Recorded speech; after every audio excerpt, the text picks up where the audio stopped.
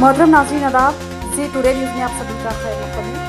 इंतखाबात से मुताल्लिक़ कुछ अहम खबरें। तेलंगाना हाई कोर्ट का बड़ा फैसला।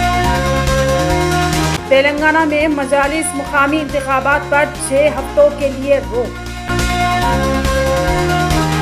बीसी रिजर्वेशन के जीओ और इलेक्शन नोटिफिकेशन पर हाई कोर्ट का स्टे। बीसी तबकों को 42% रिजर्वेशन देने के बाद ही इंतखाबात होंगे। टीपीसीसी हुकूमत को 4 हफ्तों में जवाब दाखिल करने की हिदायत।